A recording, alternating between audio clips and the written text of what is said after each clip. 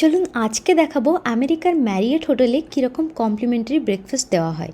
সকাল খুব একটা না, 9টায় রেডি হয়ে গিয়েছিলাম ব্রেকফাস্টের জন্য। কমপ্লিমেন্টারি ব্রেকফাস্ট 7টা থেকে 10টা অবধি দেওয়া হচ্ছিল। আর এই ব্রেকফাস্টটা আমি কেন, কেউই হয়তো মিস করে না। তো প্রথমে আমি এখানে ইনস্ট্যান্ট কর্নফ্লেক্স নিয়েছি, আর এখানে ছিল পাই অনেক টাইপের, আর এখানে অনেক ধরনের ফ্লেভারও ছিল, ব্লুবেরি, রাসবেরি এসব। আর এখানে ফ্রিজ ছিল, ফ্রিজের মধ্যে দুধ, দই, তারপর বাটার এসব দেওয়া হয়েছিল। আর এখানে আমার হাজবেন্ড বানাচ্ছিল ওয়াফল, আর এখানে ওয়াফলের ব্যাটার দিয়ে দেওয়া হয়, সেটা নিজেকেই বানিয়ে নিতে হয়। আর এখানে ছিল স্ক্র্যাম্বলড এগ, টার্কি সসেজেস, এখানে বেকনের একটা কিছু ছিল, আমি সেটা নিইনি। আর ফ্রুটস ছিল অনেক ধরনের, আর তারপর ছিল কফি, চা, আর হার্ড বয়েল এগ ছিল।